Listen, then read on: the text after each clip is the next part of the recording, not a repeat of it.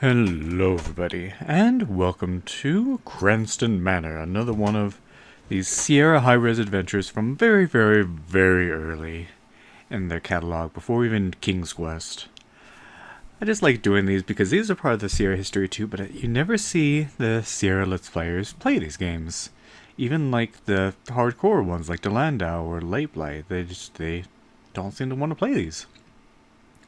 So I guess it's up to me. I mean, it's not like they're invisible, they're around. Anyway, like I said, this is sort of a post gameplay narration, so the gameplay's going on. It's another one of those things where I'm just going to kind of ramble on, and you can either listen to me while this is on in the background, or just mute my voice and watch the gameplay go on. The basic premise of the game is that this one guy named Old Man Cranston, yeah, that was his name. His name was literally Old Man Cranston. He was super duper duper rich. Then he died, and in his will he left his treasures to no one. But he has a big old mansion with lots of mazes and traps and 16 treasures to find for any adventurer willing to take the plunge. And that will be us. I guess it was like 20 years before this takes place. So yeah, Cranston, I guess that guy made lots of money from Malcolm in the Middle and Breaking Bad, so he got all these treasures. Anyway. Oh yeah, what I wanted to talk about, like, I haven't been doing Let's Plays for quite some time. I thought it's been a while since I did Willy Beamish. That's because since I finished Willy Beamish, 2 games have come out that have taken my attention. That would be the Zelda Tears of the Kingdom and Final Fantasy 16. Those are my top 2 favorite game series of all time, so of course I was going to take some time to finish those. I recently finished all the way Tears of the Kingdom. I mean 100%, every single thing. Which means getting all 1000 Korok seeds, defeating every single large boss monster in the entire thing, including on the land, up in the air, and underground. Getting pictures of every animal, every weapon, all the stuff, everything, 100%. I can't think of a single thing that I've missed. Because I love that game that much. It is such a good game. Like, I can't believe how incredible it was. That was just supposed to be DLC. I mean, it's been months, it's been talked about to death. And I'll admit, to get my equipment leveled up, I used a bunch of item duplicating glitches because it's just such a pain to actually collect all the stuff manually. Like, I probably wouldn't have 100%ed it if I had to do that, but I managed to do the duplication glitches before they all got patched out. Then, of course, Final Fantasy 16, that one blew me away. That was way better than what I was expecting. I remember seeing the trailers thinking, this looks okay, it just looks kind of generic, though, like a generic medieval fantasy, kind of like Games of Thrones-ish. Like, didn't seem like there's anything special, but man, playing that game. Like, I liked Final Fantasy 15, but Final Fantasy 16, they really, like, got their groove back on that one, I'm telling you. And, I guess it was successful enough that they're playing DLC for, so I can't wait for that. But something I did want to discuss is there's a reason that Zelda and Final Fantasy are my favorite series, and it's not because of how these games were, it's because of how the older games were. And so this may sound weird, but part of me doesn't like how good those 2 games were. Due to the fact that Square and Nintendo are now going to most likely continue with games that are like that in those series. The reason I love Zelda so much is because of the dungeon crawling aspect, is because of getting those special items to solve puzzles. And I kind of like, the a little bit of the linearity of the story of it. Like, Tears of the Kingdom and Breath of the Wild are both just so good, but at the same time, I don't want Nintendo to stop making the classic dungeon crawler games. I do not.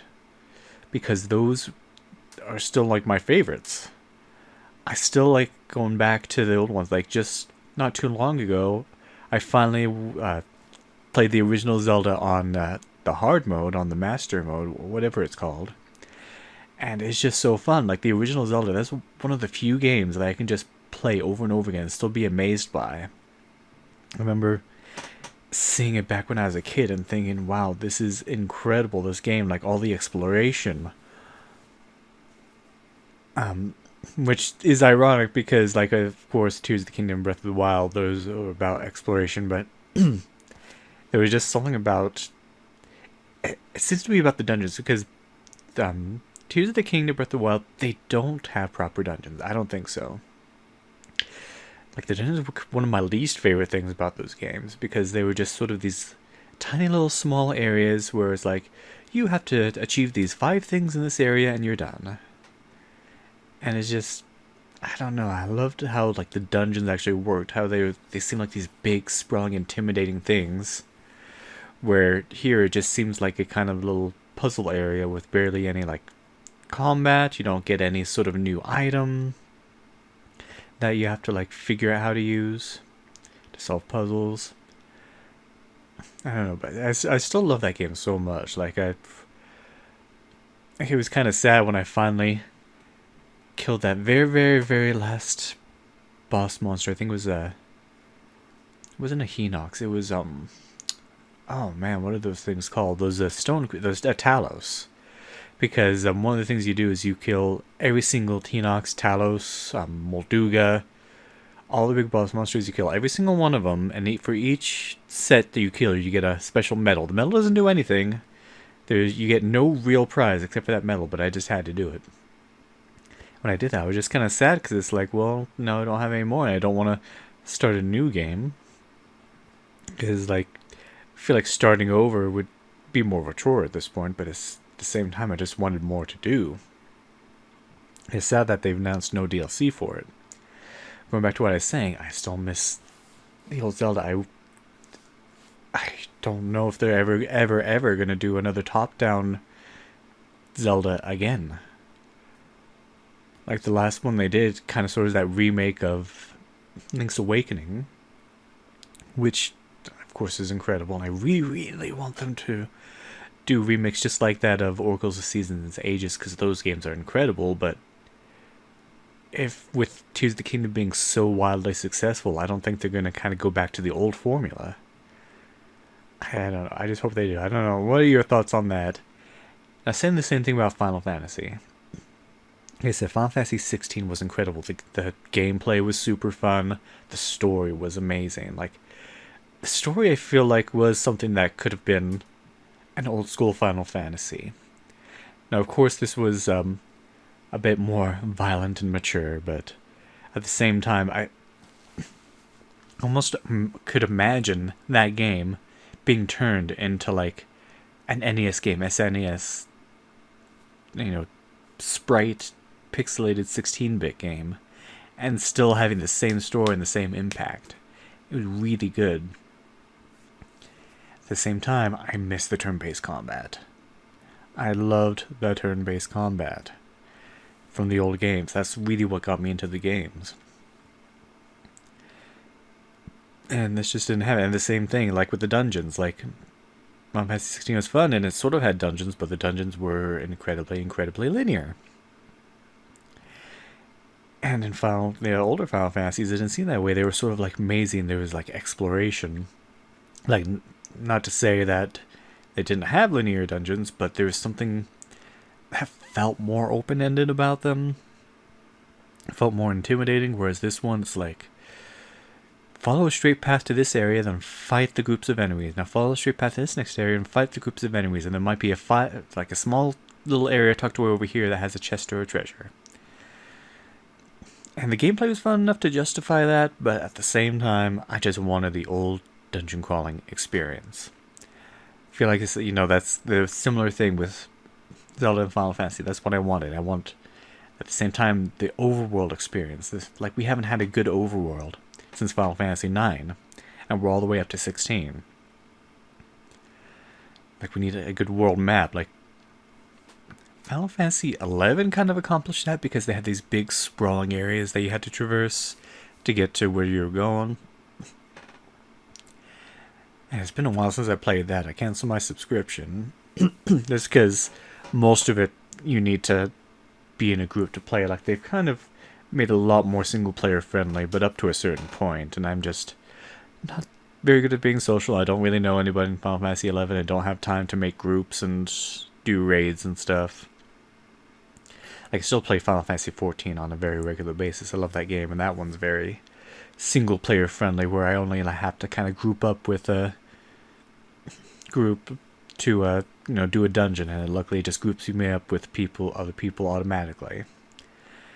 And yeah, Final Fantasy 14 is still one of the greatest games I've ever played, like ever, like counting any game I've ever played. It's top, like right up there. It's like it's starting to tie for Final Fantasy 7 for my favorite game of all time.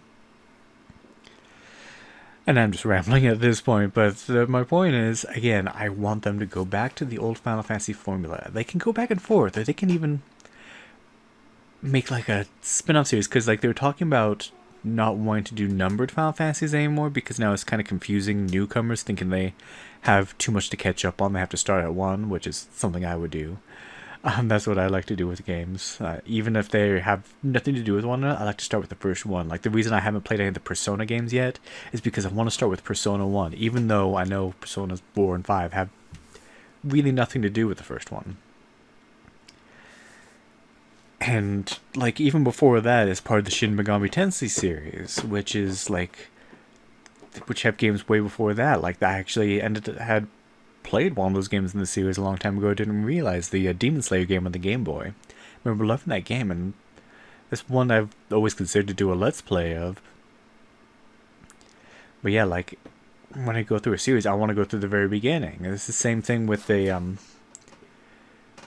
Trails series. Like, there's like the Trails Under Cold Steel and Trails to the Sky. I always have a hard time remembering game names when I'm put on the spot like this, but those have origins from way back to like the Famicom.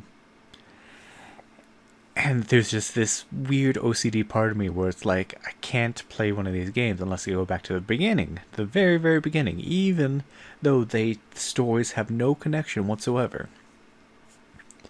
That's just kind of how I am. But anyway, going back to my original point with that, I've heard that just they've decided, or they're deciding to stop doing the number ones and just kind of make Final Fantasy games differently. Like, there'll be, so like how they made Final Fantasy Crystal Chronicles and other things like Final Fantasy Adventure and Final Fantasy Legend, all really good games where they've had these like spin-off Final Fantasy games that are kind of maybe going to go in that direction with Final Fantasy. Who knows? Which, if they do, I wouldn't be super sad about that, just due to the fact that they might then make sort of a new Final Fantasy series that goes back to its roots with that. And I would love for them to do that, along with making more Final Fantasy games that play like Final Fantasy 16 because of how amazing that game was. But it's hard to say because these game companies, they just don't like what they would consider going backwards, even though I wouldn't consider that at all. I feel like it'd be amazing for them to jump back to the old formula, but innovate on it at the same time. They're great people, they're perfectly capable of it. Anyway, those are my big things I just want to rant about with my two favorite game series. I just want them to not forget their roots, to go back to them, but at the same time, keep the innovations that they had now. They've got so many great teams on there, they can do more than one at once. And then, I guess, what other things to talk about? Because those are my main things. None of the nominees for the Game Awards have been announced. And like Game of the Year, I'm surprised that Final Fantasy 16 was not even considered. It is crazy to me that it wasn't even considered. It's not one of this. It's considered one of the contenders for Best RPG. Which, while I'd be happy if it won, I know that Baldur's Gate 3 is on there too. And I've heard such great things about that. I want to get that game. I'm just so busy with other games right now and other stuff. Baldur's Gate 3 looks amazing. I played Baldur's Gate 1 and 2, and I'm not super into the isometric Western RPGs, but I do like them I was watching, and the Baldur's Gate games were pretty fun. But I've heard like 3 has like the classic turn-based combat, which I love. And so If it won, I wouldn't be super mad just because of all the things I've heard about it. Though for now, my preference leans toward Final Fantasy 16 just because, well, A, it's Final Fantasy, and B, it's the one I've played that I really enjoyed.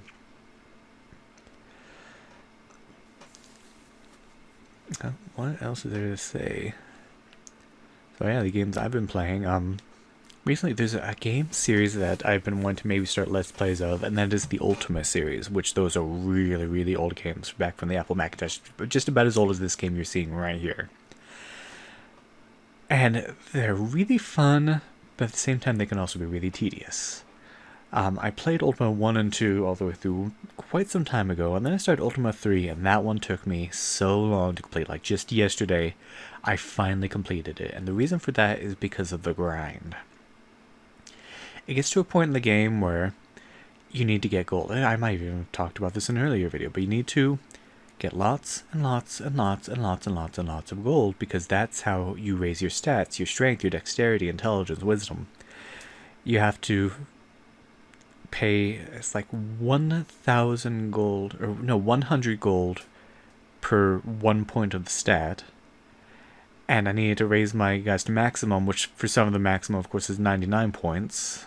So that's 9,900 gold. Well, not quite that much because they already had some, but it's crazy, like how much. Like, I really looked at my playtime. It was like almost 30 hours. And I guess like 98% of that was just grinding for gold. There's one dungeon I went through hundreds and hundreds of times to get the stats up just so I could handle the very last dungeon. Once I finally got my stats up to where I wanted them, it was pretty fun, because then it was just like the very classic dungeon crawling, having to get to the bottom floor. Of course I used maps, otherwise it would have been a nightmare. But yeah, it is super fun once you get to that point. Like, I was literally trying to like find a way to put the game through a hex editor to like just put my stats up to where I wanted them, because otherwise it's a very short game, like once you have your maps and everything. But back in the day, I can just imagine how difficult that'd be to go through that game, because one, like, the dungeons are very mazy, they're very convoluted, there's traps, and there's these little creatures that are invisible, but if you run into them, they steal some of your food, which food is a great big thing there, because the more you travel around, the more food you eat, and if you run out of food, then you are screwed. You start taking damage, and then you die. And food gets to be very, very expensive. I found certain ways around it, but it was just so tedious to have to constantly check my food, see how good I'm doing, I have to refill on it, which if I needed to, I would just spend more gold on that, which gold was the main thing I needed anyway, so I hated having to waste gold on something else. But yeah, at the end, Ultima 3 was pretty fun, because then you have to collect a whole bunch of stuff. You have to get like a secret password to get into the bad guy's lair. You have to find the special armor and special weapons for all your characters. Because this is for the first one. Like, Ultima 1 and 2 was just like sort of regular combat, whereas number 3 was actually turn-based, which was pretty fun, and it was like a whole team. So you had to get special armor and weapons for everybody. You had to find where those were. You had to get these special cards. There were 4 cards to get. Had to get each one of those. And then there were also 4 marks you needed to get, which like are branded onto your characters. And so you had to go into the dungeons to find these special marks, and I had to get all 4 of those. And then there's another dungeon you had to go to find a guy called the Time Lord to find out which order to use the cards once you get to the end. So it's just, there's so much stuff to get, and I can't imagine back in the day figuring that out without any kind of guide or map or anything. Like, I bet there were people back in the day who sat with pen and paper and like would map out each dungeon, like write it down. Yeah, dungeons can be dangerous, because if one of your characters dies, if one of your players dies, it saves automatically, which, that I hated that part. Luckily I didn't die too much, but so like you have to pay 500 gold to resurrect them, which is tedious. Like, luckily, if one of your characters dies, you can sort of like exit the game and re-enter, and it starts you back outside the dungeon. Then you have to go back to a town. After, I think you have to go back all the way back to the original castle, find the priest, get resurrected, and it's never happened to me, but from what I've seen, it can actually go wrong, and your character's corpse turns into a pile of ashes. Then you have to pay more money and find another guy to resurrect the ashes. So yeah, that game could be incredibly difficult, I imagine, back in the day. But once you do beat the game, there's like a little thing that says report your success, and you could actually like send a picture, I guess, of the end screen to the company that made the game, to Lord British, and they'll send you back a signed certificate saying you beat the game, which it was definitely an accomplishment back in the day. Like, this game I'm playing right here, I couldn't imagine doing this without some kind of map and guide. Like, it was, I don't know, like, how anybody figured some of these things out. Like, getting, like, in this game we're watching right now, I guess I'll comment on it, you get 16 treasures. That's a lot of treasures. Kind of reminds me of, like, Zork or Colossal Cave, where you get all the treasures. Getting all 16 and, like, figuring out how to do them is just, wow. And then, like, there are parts where you can die. Like, there's one part, I don't know if we've gotten to it yet, but there's a part where the bull, it pretty much says, this bull will kill you next turn. So you have to figure out, like, luckily you're not timed or anything, but you have to figure out the right command to make sure it doesn't kill you. And the right command, of course, is turning off your lamp so it's dark so it can't see you. And I can't imagine, like, people getting that far and then dying to that. Like, I couldn't figure out how to save in this game. Like, I'm on a special emulated website to play it. And luckily the game isn't that long, as long as you know exactly what to do, like I did. Yeah, like, I'd want to, like, meet the people who were able to beat these games. Like, it must have taken a long time. Like, these games were meant to last hours upon hours upon hours, days, because this might have been the only game you had. Like, nowadays, with games, like, I have a mixed opinion on that. On the one hand, like, I'm an adult, I understand, I just don't have time to play a game like this over and over and over again and figure everything out. I use a guide. And so the games that they're making these days, they make them fairly simple, easy. They'll give you hints, clues, which I appreciate. I'm not bashing that at all. That's great. Like, games have that. I love the accessibility.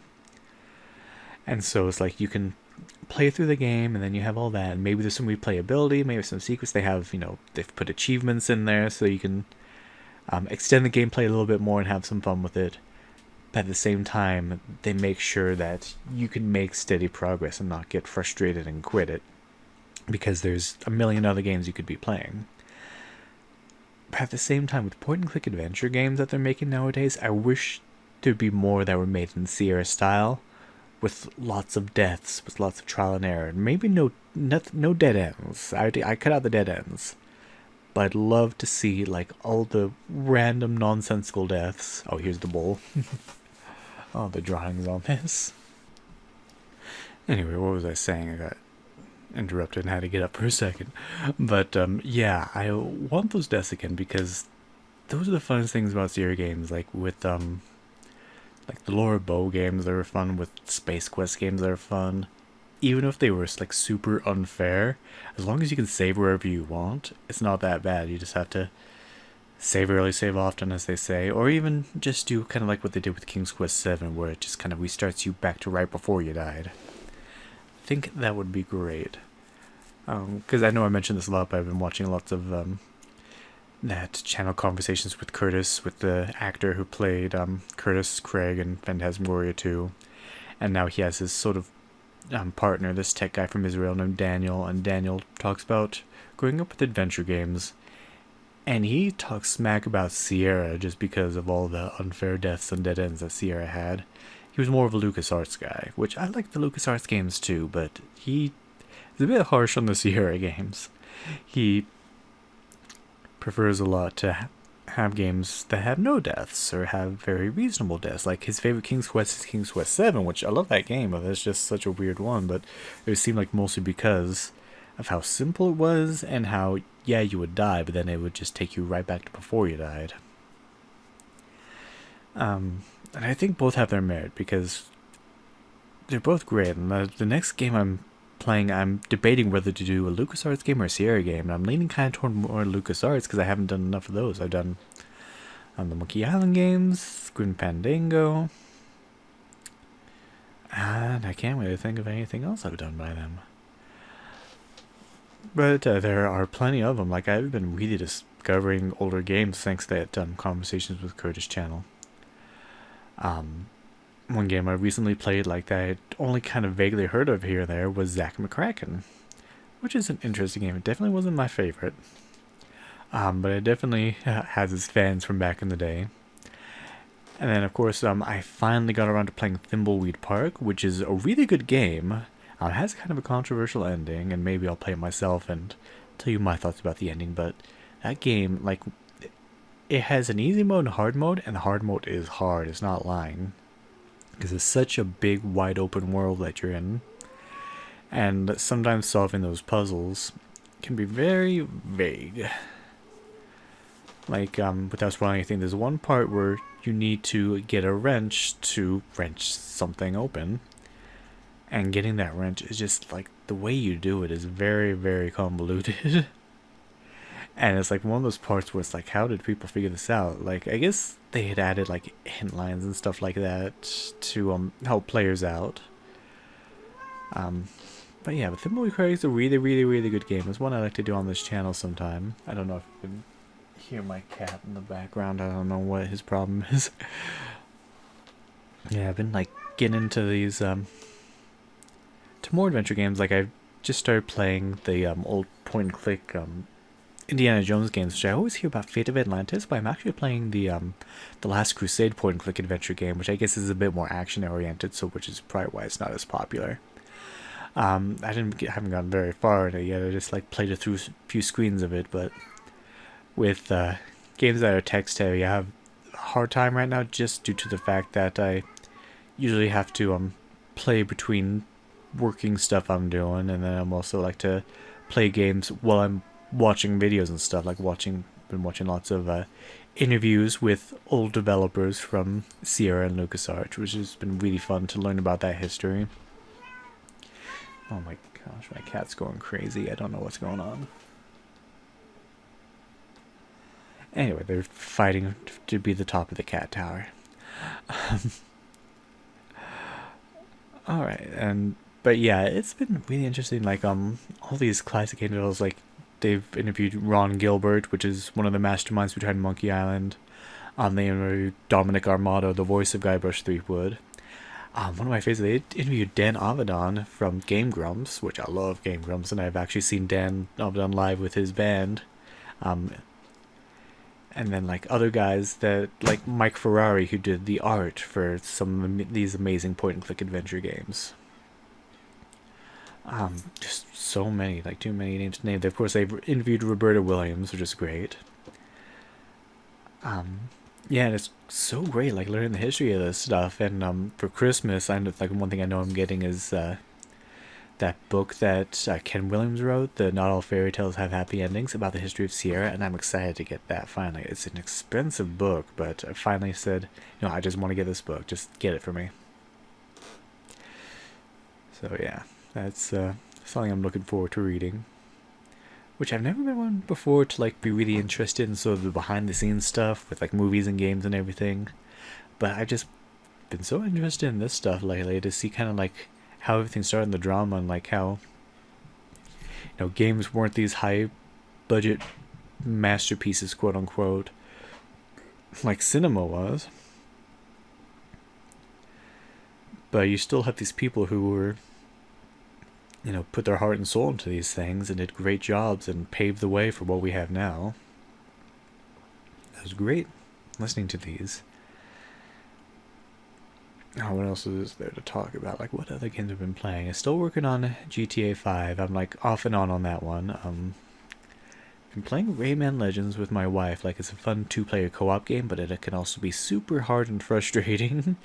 My wife isn't a long-term gamer like I've been. Like, we love playing two-player games together, but there are some times where she just kind of has to put the controller down and let me finish certain sections on my own so we can get through it.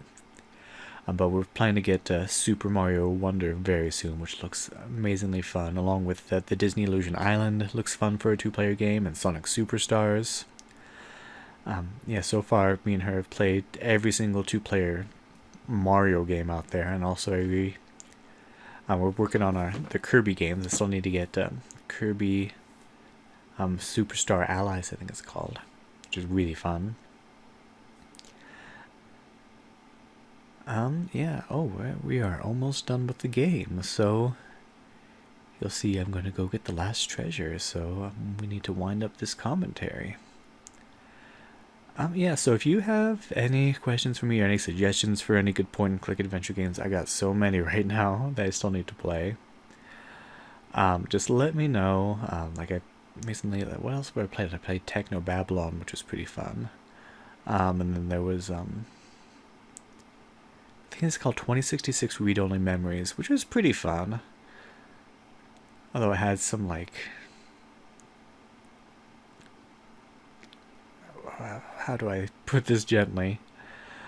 It had some very virtue signaling stuff in it, like people like to kind of put in their games every so often. But otherwise, the gameplay itself was pretty fun. It's kind of like a point-and-click adventure game. Hey, yeah, I got the last treasure there. So I had to inflate that raft to step on the pond and the fountain, otherwise the piranhas would get you. But yeah, we got all 16 treasures, and then like what you actually have to do is go all the way back to the front gate of the manor again, and then you win. And then of course with these games, there's no opening or closing cinematics. Like cinematics didn't really exist in these games. They're lucky enough to be able to have scenes like these, which were amazing back in the day. But yeah, there we go. I go to the east, and it doesn't even change the screen. It just says, you're now level 3 adventure, which I think means that I beat it in few enough turns that I got the highest rank of adventure. It's like 1, 2, and 3. But yeah, that was Cranston Manor. There's still plenty more of these games. The next one is Ulysses and the Golden Fleece, I think it's called. And hopefully, maybe after the holidays, I'll start on a new Let's Play. I just have to decide which one I want to do. So that is it for Cranston Manor and for my rambling. Thanks for watching, and have a good day.